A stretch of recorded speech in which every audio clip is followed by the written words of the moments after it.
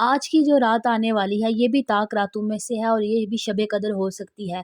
تو آج کی رات جو خاص عبادت جو نفل پڑھنے ہیں 12 نفل، وہ کیسے پڑھنے ہیں اور ان کی نیت کیسے ہوگی، مکمل طریقہ کیا ہے، کتنی رکعت یعنی 12 رکعت میں نے بتا دیا ہے، 12 رکعت ہی ہوں گی اور نیت طریقہ مکمل اور وقت کیا ہے، میں انشاءاللہ تعالیٰ آپ کو اس کا بتاؤں گی طریقہ پورا، اور آپ کو اس کی فضیلت بھی بتاؤں گی۔ اور ایک خاص دعا ہے جو شب قدر میں پڑھی جاتی ہے، خاص دعا وہ کون سی ہے وہ بھی میں آپ کے ساتھ شیئر کرتی ہوں انشاءاللہ تعالیٰ۔ آپ نے ویڈیو مکمل دیکھنی ہے تاکہ پوری بات ہمیں اچھے سے سمجھ میں آ جائے۔ لوگ پوری ویڈیو دیکھتے نہیں ہیں اور پھر کہ سمجھ نہیں آیا تو دیکھیں کہ سب سے پہلے کہ دعا کون سی ہے۔ حضرت عائشہ صدیقہ رضی اللہ تعالیٰ عنہا نے نبی پاک صلی اللہ علیہ وآلہ وسلم سے پوچھا کہ یا رسول اللہ اگر میں شب قدر کو پا لوں تو کون سی دعا پڑھوں؟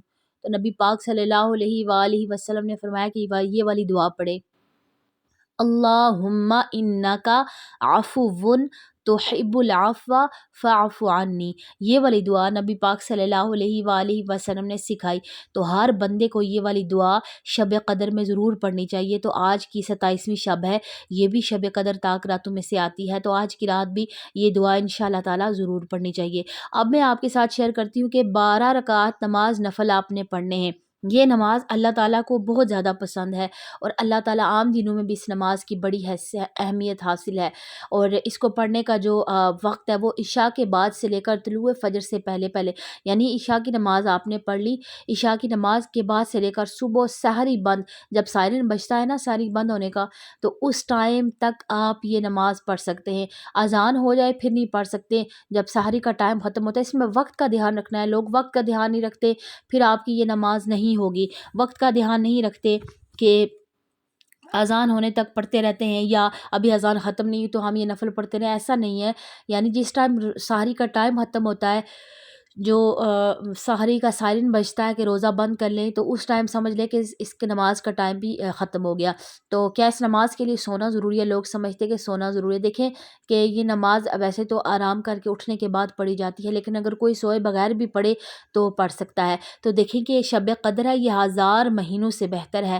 اللہ تبارک و تعالیٰ نے اس رات کو بڑی ہی فضیلت بخشی ہے، تو اس میں بڑی ہی رحمتیں برکتیں نازل ہوتی ہیں۔ جبریل امین خود دنیا میں تشریف لاتے ہیں، اور یہ 1000 لیلۃ القدر خیر من الف شہر، کہ یہ لیلۃ القدر کیا ہے؟ یہ 1000 مہینوں سے بہتر ہے۔ سبحان اللہ، یعنی جس نے اس کو پا لیا، چند سیکنڈ کی عبادت اس رات میں سالوں کی عبادت کے برابر ہو جاتی ہے۔ سبحان اللہ۔ تو اس میں پوری روٹین کے ساتھ میں انشاءاللہ تعالیٰ آپ کو شیئر کروں گی۔ تو 12 رکعت نماز نفل ہے، یہ آپ نے عشاء کے بعد سے لے کر طلوع فجر کے درمیان آپ نے پڑھنے ہیں۔ یہ والی نماز ہے تہجد کی نماز، جی ہاں تہجد کی نماز۔ عام دنوں میں اس کا اتنا زیادہ اجر و ثواب ہے، لیکن لیلۃ القدر میں تو اللہ تبارک و تعالیٰ جو رمضان کا مہینہ ہے اس میں اللہ تعالیٰ 2 نفلوں کا ثواب فرضوں کے برابر دیتے ہیں، اور فرضوں کا ثواب بڑھا کر 70 گنا بڑھا دیا جاتا ہے۔ لیکن اس رات میں اگر کوئی پڑھتا ہے چند سیکنڈ کی عبادت، تو وہ اس کے لیے کتنا زیادہ اجر و ثواب لگتی ہے؟ سالوں کا۔ تو 12 رکعت نماز نفل، تو رمضان میں جب فرضوں کے برابر ثواب ملے گا، تو آپ خود سوچیں کہ اگر شب قدر ہو، لیلۃ القدر ہو، اور اس میں تہجد کی نماز ہو، تو کیا ہی کہنے اس انسان کے پھر۔ سبحان اللہ۔ تو 2 رکعت کر کے آپ نے یہ نیت کرنی ہے۔ پہلے 2 رکعت نماز نفل کی نیت کی، تو اس میں لوگ سمجھتے ہیں کہ آپ اتنی دفعہ یہ سورت پڑھیں، اتنی دفعہ نہیں، کوئی بھی سورت پڑھ سکتے ہیں، کوئی بھی سورت آپ ایک دفعہ پڑھیں۔ اگر کوئی سورت نہیں آتی، صرف سورہ اخلاص ہی آتی ہے، تو بار بار سورہ اخلاص کو ریپیٹ کر کے بھی اس نماز کو آپ پڑھ سکتے ہیں۔ تو یہ 12 رکعت نماز نفل ہیں، ان کو 2 کر کے آپ نے ضرور پڑھنا ہے، اور 12 رکعت نماز نفل پڑھنے ہیں آپ نے انشاءاللہ تبارک و تعالیٰ۔ اور شب قدر میں عبادت کا میں آپ کو ایک طریقہ یہ بھی بتاتی ہوں کہ جس سے آپ تھکیں گے بھی نہیں، اور آپ عبادت کو آپ اس کو محسوس بھی کریں گے، اور آپ کو اجر و ثواب بھی ملے گا۔ آپ نے روٹین بنا لینی ہے کہ آپ بھی مغرب کی نماز جب آپ پڑھیں تو مغرب کی نماز کے فوراً بعد، یعنی غروب آفتاب کے بعد ہی شب قدر کا وقت جو ہے وہ سٹارٹ ہو جاتا ہے۔ تو غروب آفتاب کے فوراً بعد آپ نے سب سے پہلے مغرب کی نماز کے ساتھ، جہاں پر آپ نے 10-15 منٹ لگا کر مغرب کی نماز پڑھی، کچھ منٹ آپ کو اور لگیں گے، 6 رکعت نماز نفل پڑھ لیں، اس طرح آپ تھکیں گے بھی نہیں۔ تو 6 رکعت نماز نفل اوابین کے پڑھ لیں، انتہائی یہ اتنا اس کا اجر و ثواب ہے نا، میں آپ کو کیا بتاؤں۔ نبی پاک صلی اللہ علیہ وآلہ وسلم نے اس نماز کو بڑا پسند فرمایا۔ 6 رکعت نماز صلاۃ الاوابین کے ہیں، 2 رکعت کر کے آپ نے پڑھنے ہیں، 2 رکعت نماز نفل، پھر 2 نفل، پھر درمیان میں کوئی اگر کسی کو یہ نہ کرے، بات فضول نہ کرے۔ حدیث پاک میں آتا ہے کہ جو کوئی صلاۃ الاوابین پڑھے، یعنی جو عشاء سے پہلے اور مغرب کی نماز کے بعد اور درمیان میں کسی سے کوئی فضول گفتگو نہ کرے، تو اس کو 12 سال کی عبادت کا ثواب ملتا ہے۔ یہ حدیث پاک میں نبی پاک نے فرمایا صلاۃ الاوابین یعنی اوابین کے نوافل کے بارے میں۔ تو جب شب قدر ہو اور رمضان کا مہینہ ہو تو سبحان اللہ، تو پھر 6 رکعت نماز نفل آپ نے کیا کرنا ہے، مغرب کے فوراً بعد ادا کرنے ہیں صلاۃ الاوابین کے، اور تھوڑا سا ہی آپ کو وقت لگے گا۔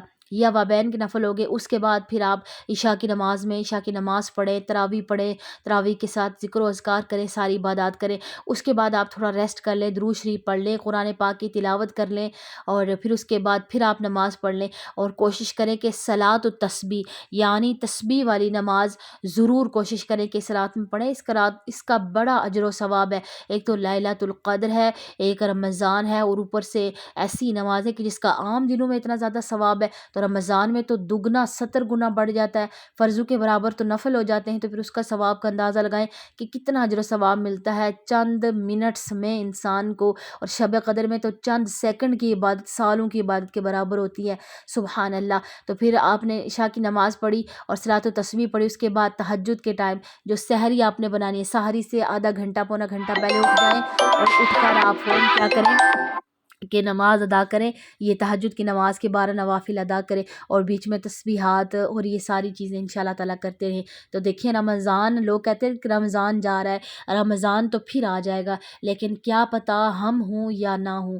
کتنے لوگ پچھلے رمضان میں تھے اور یہ دکھ تھا کہ رمضان جا رہا ہے، الوداع رمضان ہو رہا ہے، لیکن رمضان پھر آ جاتا ہے، ہم انسان نہیں رہتے، تو کیا پتہ اگلا رمضان ہمیں نصیب ہو نہ ہو، کیا پتہ کتنے لوگوں کا یہ آخری رمضان ہو۔